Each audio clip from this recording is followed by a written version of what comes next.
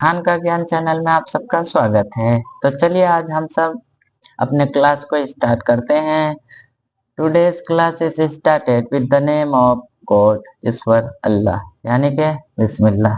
तो चलते हैं आज का इम्पोर्टेंट क्वेश्चन का पार्ट नंबर 2 को लेकर हम सब यहाँ पे उपस्थित है। और आज का 7वां प्रश्न है, चूंकि पार्ट 1 में 6 प्रश्न तक हम सब बात कर चुके थे और आज 7वां प्रश्न को लेकर हम सब यहाँ उपस्थित हैं। और 7वां प्रश्न कुछ इस प्रकार है कि आप यहाँ देख सकते हैं।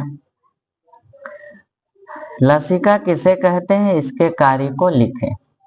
प्रश्न फिर से आप सुन लें, लसिका किसे कहते हैं, इसके कार्य को लिखें। तो लसिका के बारे में हम सब बात कर लेते हैं। उत्तक के कोशिकाओं के बीच में पाए जाने वाले WBC सहित हल्के पीले रंग का या फिर रंगहीन चिपचिपे पदार्थ जो रक्त प्लाज्मा, ये बोल सकते हैं रक्त प्लाज्मा को लसिका कहते हैं। तो ये रक्त प्लाज्मा का जो डिफिनेशन है यहाँ पे आप स्क्रीनशॉट लेकर रख लें ताकि आपको याद करने में मदद मिल सके। अब हम सब चलते हैं लसिका के बारे में। अगर बात की जाए तो लसिका को हम सब लाइम्फ भी कहते हैं। और लसिका के कुछ गुण में अगर बात की जाए तो लसिका में WBC पाया जाता है और RBC नहीं पाए जाते, इसलिए इसका रंग चाहे तो हल्का पीला रंग का हो सकता है या फिर रंगहीन होते हैं। चलते हैं लसिका के कार्य में, हम सब कार्य के बारे में बात कर लेते हैं। लसिका तंत्र द्रव संतुलन करता है। लसिका तंत्र में जो द्रव होता है उसका संतुलन करता है। लसिका पेट में फैटी एसिड के अवशोषण करता है और लसिका प्रतिरक्षा प्रणाली के लिए आवश्यक होता है। अगर लसिका के बारे में बात की जाए तो ये प्रतिरक्षा प्रणाली के लिए आवश्यक होता है। प्रतिरक्षा प्रणाली का मतलब, चूंकि इसमें WBC पाया जाता है, WBC यानी कि व्हाइट ब्लड सेल, और हम सब जानते हैं कि व्हाइट ब्लड सेल को हमारे रक्त का सैनिक सेना के भी नाम से हम सब जान सकते हैं। अगर लसिका के बारे में कुछ और बात की जाए, चूंकि ये मैं एक्स्ट्रा बता रहा हूँ, लसिका का यहाँ पे क्वेश्चन है लसिका किसे कहते हैं और लसिका का कार्य, तो आप यहाँ पे देख सकते हैं। और जो एक्स्ट्रा चीजें उससे संबंधित है कि लसिका में RBC नहीं पाई जाती है और लसिका का अंग, आखिर लसिका कहाँ पाए जाएंगे। लसिका शरीर के पूरे अंगों में नहीं पाई जाती है, जो इसके कुछ सिलेक्टिव अंग है। उन अंगों में एक थाइलस है, दूसरा है अस्थि मज्जा और भ्रूण यकृत में अस्थि मज्जा, जिसको हम लोग बोन मैरो कहते हैं, बोन मैरो। तो बोन मैरो को लेकर एक चीज मुझे याद आ रही है कि भारत के मशहूर सुपरस्टार सलमान खान भारत के प्रथम व्यक्ति हैं जिन्होंने किसी बच्चे के जान बचाने के लिए अपना बोन मैरो डोनेट किए थे। तो बोन मैरो में लसिका पाए जाते हैं। चलते हैं हम लोग 8वां प्रश्न पे बात कर लेते हैं। 8वां प्रश्न कुछ इस प्रकार है, आपको स्क्रीन में दिख रहा होगा। तो 8वां प्रश्न है कि पित्त क्या है, मनुष्य के पाचन में इसका क्या कार्य है। पित्त क्या है, मनुष्य के पाचन में इसका कार्य क्या है। तो पित्त गाढ़ा एवं हरा रंग का क्षारीय द्रव है। क्षारीय तरल पदार्थ बोल सकते हैं। फिर से सुन ले आप, पित्त गाढ़ा एवं हरा रंग का क्षारीय द्रव है जो आमाशय से ग्रहणी में अम्लीय कायम की अम्लीयता को नष्ट कर उसे क्षारीय बनाता है। जो अम्लीय चीजें होती है उसे नष्ट करके उसको क्षारीय बनाता है। और इसके पाचन में जो इसका महत्व है, इसका जो इम्पोर्टेंस है, वो पहला तो आपको समझ में आ गया होगा कि ये अम्लीय पदार्थ को नष्ट करके क्षारीय बनाता है। और क्षारीय इसलिए बनाता है ताकि अग्नाशयी रस के जो एंजाइम उस पर क्रिया कर सके। अग्नाशयी जो रस होते हैं उसके जो एंजाइम्स है उस पर क्रिया कर सके। पित्त के लवणों की सहायता से भोजन के वसा का विखंडन करता है। पित्त जो होता है ये भोजन में जो वसा पाए जाते हैं, फैट्स पाए जाते हैं, उसको भी डाइजेशन में, उसको पाचन में मदद करता है पित्त। तथा पायसीकरण, पायसीकरण क्रिया है उसमें भी पित्त मदद करता है, ताकि वसा को तोड़ने वाले एंजाइम उस पर आसानी से क्रिया कर सके। इस प्रकार पित्त पाचन में महत्वपूर्ण सहायता या सहायक होता है या इम्पोर्टेंट रोल निभाता है पाचन क्रिया में पित्त। तो चलते हैं अब हम लोग प्रश्न नंबर 8 पे बात कर लेते हैं। और प्रश्न नंबर 8 में का प्रश्न है कि लैंगिक जनन क्या है, इसके महत्व को लिखें। तो लैंगिक जनन की अगर बात की जाए तो लैंगिक जनन में नर और मादा दोनों भाग लेते हैं, और दूसरे पक्ष अगर दूसरे तरह से बोल सकते हैं तो लैंगिक जनन में नर युग्मक और मादा युग्मक दोनों भाग लेते हैं। अगर परिभाषा की बात आती है कि लैंगिक जनन क्या है या लैंगिक जनन को परिभाषित कीजिए या फिर लैंगिक जनन से आप क्या समझते हैं, उसके लिए आंसर कुछ इस प्रकार है कि ऐसा जनन जिसमें नर और मादा दोनों वैश्या भाग लेती है, इसको लैंगिक जनन कहते हैं। या फिर आप दूसरे तरह से बोल सकते हैं कि लैंगिक जनन ऐसा जनन होता है जिसमें नर युग्मक और मादा युग्मक दोनों भाग लेती है। या फिर तीसरे तरह से बोल सकते हैं कि लैंगिक जनन ऐसा जनन होता है जिसमें निषेचन की क्रिया होती है। अब इसका महत्व को लेकर हम सब बात कर लेते हैं। इसमें महत्व को लेकर बात करते हैं कि इसमें नर और मादा दोनों भाग लेते हैं, एक यहाँ पे हो गया।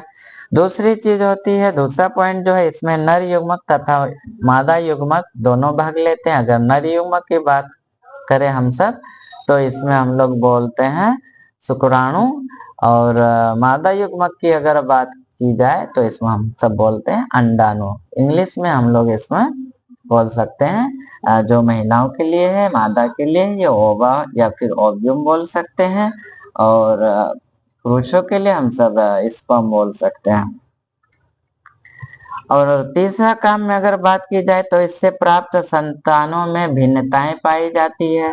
चौथा जो पॉइंट है इसमें माता पिता से उनके संतानों में आनुवांशिक गुण का संचरण होता है, यानी कि माता पिता के जो गुण होते हैं लैंगिक जनन में, तो माता पिता के गुण उसके बच्चों में जाती है। पांचवा और अंतिम इसका जो महत्व है कि लैंगिक जनन जीव संख्या अत्यधिक विविधता को बढ़ावा देता है। जीव संख्या में अत्यधिक बढ़ावा देने वाला जनन की विधि लैंगिक जनन है।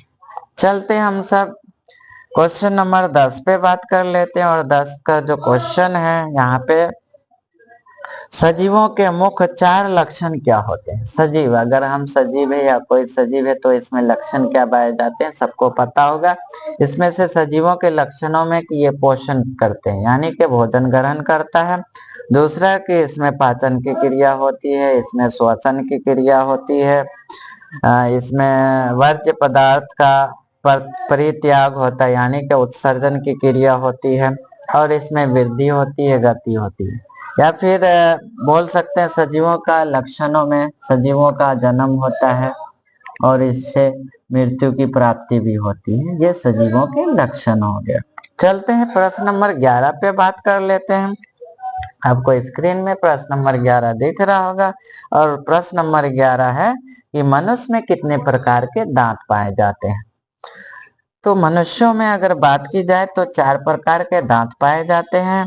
अगर इंग्लिश में बात की जाए तो molar, premolar, incisor and canine हम लोग बोलते हैं। और हिंदी में अगर बात की जाए तो यहाँ पे कर्तनक है, और दूसरा भेदक है, तीसरा अग्र जो चौर्णक बोल सकते हैं, चौर्णक, अग्र चौर्णक, और चौथा जो प्रकार का है चौर्णक। ये सभी 4 दांतों के प्रकार हैं। आप स्क्रीन से याद कर लें डियर स्टूडेंट। अब हम सब चलते हैं प्रश्न नंबर 12 पे बात कर लेते हैं। और प्रश्न नंबर 12 आपके सामने स्क्रीन में है। प्रश्न नंबर 12 है कि वाष्पोत्सर्जन और स्थानांतरण में क्या अंतर है। वाष्पोत्सर्जन और स्थानांतरण में क्या अंतर है। डियर स्टूडेंट, वाष्पोत्सर्जन की अगर बात की जाए तो इसमें पेड़ पौधे में पाए जाती है, जो प्रकाश संश्लेषण में होने वाली एक घटनाक्रम है। वाष्पोत्सर्जन तो पौधे के वायवीय भाग से जल का रंध्रों द्वारा वाष्प के रूप में निष्कासन की क्रिया को हम सब वाष्पोत्सर्जन कहते हैं। ये हो गई बात। अगर वाष्पोत्सर्जन की बात की जाए कि वाष्पोत्सर्जन का महत्व क्या होता है, तो बोल सकते हैं कि पादप में वाष्पोत्सर्जन एक तो उत्सर्जी अंग के रूप में कार्य करती है, उत्सर्जी पदार्थों को निकालती है जल के रूप में या वाष्प के रूप में। और अगर दूसरा महत्वपूर्ण कार्य है वाष्पोत्सर्जन का, तो ये पादप में जो तापमान होता है, तापमान को समान बनाए रखता है, वाष्पोत्सर्जन की क्रिया। और स्थानांतरण की बात की जाए तो पौधे में जल, खनिज, लवण और खाद्य पदार्थों का बहुत ऊंचाई तक संचलन जो होता है, इसी को स्थानांतरण कहते हैं। अर्थात कि जो चीजें हैं पादप में एक स्थान से दूसरे स्थान जाता है, इसी को हम लोग क्या कहते हैं, स्थानांतरण। अब चलते हैं हम लोग बात कर लेते हैं कि क्वेश्चन नंबर 13 पे कि गर्भ निरोधक गोलियों के बारे में आप क्या जानते हैं, या गर्भ निरोधक गोलियां क्या है, या इसके बारे में आप बताइए। तो चलिए बात कर लेते हैं हम लोग गर्भ निरोधक गोलियों के बारे में कि कृत्रिम तरीके से विभिन्न रसायनों द्वारा एस्ट्रोजन तथा प्रोजेस्टेरोन जैसे हार्मोन बनाए गए हैं, जो गर्भ निरोधक गोलियों के रूप में उपलब्ध है।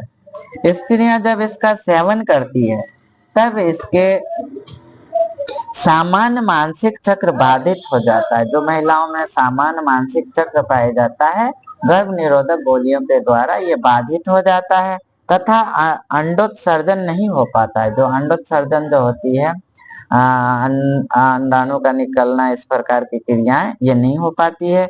ये जनसंख्या नियंत्रण के अत्यंत सुरक्षित और प्रभावी विधि है। अगर जनसंख्या नियंत्रण की बात की जाए तो उसमें एक अहम रोल निभाने वाले जो रासायन पदार्थ है वो है गर्भ निरोधक गोलियां। अब हम सब बात करते हैं प्रश्न नंबर 14 पे। यहाँ पे आप स्क्रीन में देख सकते हैं। और प्रश्न नंबर 14 हम सबका कुछ इस प्रकार के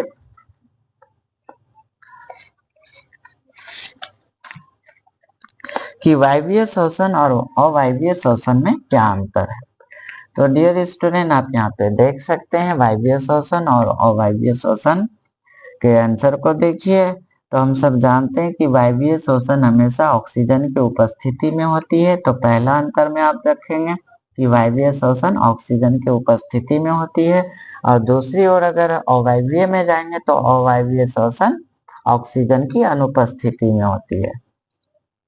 दूसरा अंतर की बात की जाए अगर वायवीय शोषण की, तो वायवीय शोषण एक ऐसी शोषण क्रिया है जिसमें जो ऊर्जा की प्राप्ति अधिक होती है, ऊर्जा अधिक मुक्त होता है। और अवायवीय शोषण में ऊर्जा की प्राप्ति कम होती है। और वायवीय शोषण की बात की जाए अगर, तो वायवीय शोषण के अंतर्गत ग्लाइकोलिसिस जो होता है कोशिका द्रव में होता है, और शेष जो चरण बचे हुए होते हैं इसका माइटोकॉन्ड्रिया में संपादित होता है। तो यहाँ पे दो जगहों पे डाइजेशन की क्रिया और एनर्जी मिलने की क्रिया होती है। एक तो कोशिका द्रव में हो जाता है, और बचे हुए चीजों का जो क्रियाएं होती है वह माइटोकॉन्ड्रिया में हो जाता है। और दूसरे पक्ष में अगर हम लोग अवायवीय शोषण की बात की करें, तो अवायवीय शोषण में सभी अभिक्रियाएं कोशिका द्रव में पाई जाती है। तो वायवीय शोषण में दो स्थानों पे श्वसन की क्रियाएं संपादित होती है, कोशिका द्रव में होता है और दूसरा माइटोकॉन्ड्रिया में हो जाता है। और अगर अवायवीय शोषण में बात की जाए तो इसमें शोषण की क्रिया सिर्फ कोशिका द्रव में ही संपादित होती है या होती है।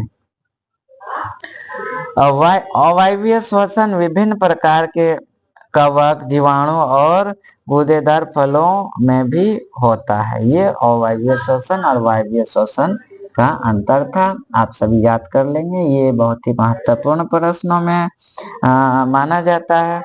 अब हम लोग बात कर लेते हैं कि तंत्रिका उत्तक कैसे क्रिया करती है। तंत्रिका उत्तक, आप तंत्रिका उत्तक के फोटो को देख सकते हैं। अब इस पे बात कर ले कि तंत्रिका उत्तक कैसे क्रिया करती है। तो तंत्रिका उत्तक सूचनाओं को संग्रह करती है। तंत्रिका उत्तक क्या करती है? सूचनाओं को जमा करती है, उन्हें पूरे शरीर में भेजते हैं और सूचनाओं को व्यवस्थित करते हैं।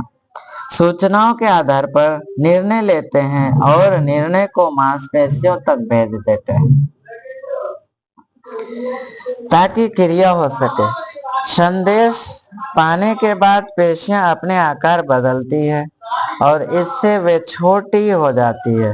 इसके विशेष प्रोटीन जो पाए जाते हैं, इसमें विशेष प्रोटीन पाए जाते हैं। ये प्रोटीन पेशियों के आकारों को बदल सकता है और तंत्रिकाओं से प्राप्त होने वाले विद्युत तंत्रिकाएं जो होती है, इसमें विद्युत तंत्रिकाएं आवेग के अनुसार उसमें अनुक्रिया उत्पन्न कर सकती है। ये था तंत्रिका उत्तक कैसे क्रिया करती है। अब हम लोग बात कर लेते हैं यहाँ पे प्रश्न नंबर 15 पे कि एक कोशिका एवं बहुकोशिकीय जीव में जनन की पद्धति कैसे होती है। एक कोशिकीय जीवों में और बहुकोशिकीय जीवों में होने वाले जो प्रजनन है वो किस प्रकार से होती है उसमें। तो हम लोग बात कर लेते हैं सबसे पहले कि एक कोशिकीय जीव में हमेशा अलैंगिक जनन होता है। एक कोशिकीय जीवों में हमेशा एक जो होता है अलैंगिक जनन होते हैं। इसमें किसी प्रकार के माता पिता भाग नहीं लेते हैं। इसमें एक एकल व्यष्टि, सिंगल व्यष्टि ही भाग लेते हैं। एक अकेला जीव संतति उत्पन्न कर सकता है। यहाँ पे एक कोशिकीय जीव में एक सिर्फ कोशिका होगी और वो खुद से अपनी संतति को जन्म दे सकता है। बहुकोशिकीय जीवों में लैंगिक जनन होता है, जिसके लिए नर और मादा दोनों भाग लेते हैं, जो हम लोग पिछले प्रश्न में बात कर चुके हैं। इस प्रकार के जनन में डीएनए की प्रकृति तथा निर्माण होता है। इससे विभिन्नताएं भी उत्पन्न होती हैं, क्योंकि हम लोग जानते हैं कि अलैंगिक जनन में बात की जाए तो इसमें भिन्नताएं नहीं पाई जाती है, लेकिन लैंगिक जनन में भिन्नताएं पाई जाती है, जो पीढ़ी दर पीढ़ी लगातार चलती रहती है। जो विकास में सहायक होता है। लैंगिक जनन विकास में सहायक होता है। एक कोशिकीय जीवों की जनन पद्धति से भिन्नताओं को उत्पन्न होने में संभावना कम होती है। अगर अलैंगिक जनन में बात की जाए तो इसमें भिन्नताएं कम होती है, ना के बराबर होती है। जैसे अमीबा को आप देख सकते हैं, अमीबा में किसी प्रकार की भिन्नताएं नहीं पाई जाती। लेकिन अगर हम सब किसी जानवर को ले ले, मनुष्यों को ले ले, तो इसमें कद काठी, आकार, नाक नक्शा, बालों का कलर, आंखों का रंग, इस प्रकार में भिन्नताएं पाई जाती है। तो चलते हैं हम लोग प्रश्न नंबर 16 पे बात कर लेते हैं। यहाँ प्रश्न नंबर 16 है कि पोषी स्तर क्या है, एक आहार श्रृंखला का उदाहरण दीजिए। आप स्क्रीन में देख सकते हैं प्रश्न को और उसके साथ आंसर। तो आहार श्रृंखला में कई स्तर होते हैं। आहार श्रृंखला में कई स्तर पाए जाते हैं तथा हर स्तर पर भोजन यानी कि ऊर्जा का स्थानांतरण होता है। एक स्तर से दूसरे स्तर में ऊर्जा का स्थानांतरण होता है। आहार श्रृंखला के इन्हीं स्तरों को हम सब क्या कह देते हैं? पोषी स्तर कह देते हैं। क्या कहते हैं? पोषी स्तर कहते हैं। और एक मैदानी पारिस्थितिक तंत्र में घास जो पोषी स्तर का पहला चरण में रहता है, घास, उसके बाद उसमें ग्रास होपर आ जाएगा, और तीसरा में द्वितीय पोषी स्तर में मेंढक, तृतीय पोषी स्तर में सांप, चतुर्थ पोषी स्तर में बाघ, उच्चतम पोषी स्तर है। अब हम लोग बात कर लेते हैं कि हमें वन और वन्य जीवन के संरक्षण क्यों जरूरी है। वन और वन्य जीवनों को क्यों हमें बचाना चाहिए। प्रश्न आप यहाँ पे देख सकते हैं। प्रश्न को उतार लेंगे और आप सभी वीडियो को पॉज करके स्क्रीनशॉट ले लेंगे, ताकि आपको प्रश्न के साथ साथ आंसर मिल जाए। तो हमें वनों और वन्य जीवन का संरक्षण करना चाहिए ही चाहिए। वन मृदा और वातावरण की रक्षा करता है और गैसीय आदान प्रदान करता है, यानी कि ऑक्सीजन हो, कार्बन डाइऑक्साइड हो, गैसों का संतुलन बनाए रखता है। एक मैदानी अगर दूसरा बात की जाए तो वन वर्षा में सहायक होता है। हम सब जानते हैं कि वन वर्षा कराने में बहुत ही अहम भूमिका निभाता है, जलवायु का अनुरक्षण करता है। तीसरा पॉइंट में अगर बात की जाए तो वन महत्वपूर्ण आर्थिक संसाधन है। वन एक संसाधन भी है, क्योंकि हमें पता है कि वन हमें लकड़ी देती है, फल देती है और औषधि देती है। लगभग हमारे दैनिक जीवों में प्रयुक्त होने वाली चीजें पेड़ पौधे से ही आता है, इसलिए वन एक महत्वपूर्ण संसाधन भी होती है। पॉइंट नंबर 4 पे बात कर लेते हैं हम लोग। आखिर अब बात कर लेते हैं कि वन जीवन संरक्षण के।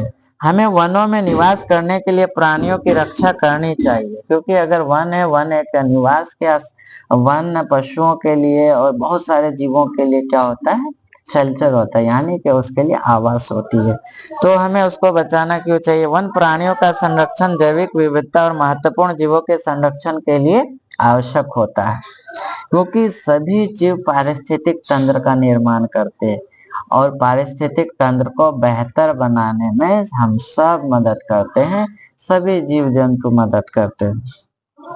दूसरा पॉइंट में बात की जाए तो वन प्राणी आहार श्रृंखला की महत्वपूर्ण कड़ियां होती है। इसके रहने से पर्यावरण का संतुलन कायम रहता है। अगर वन प्राणी रहेंगे तो पर्यावरण संतुलित रहेगा।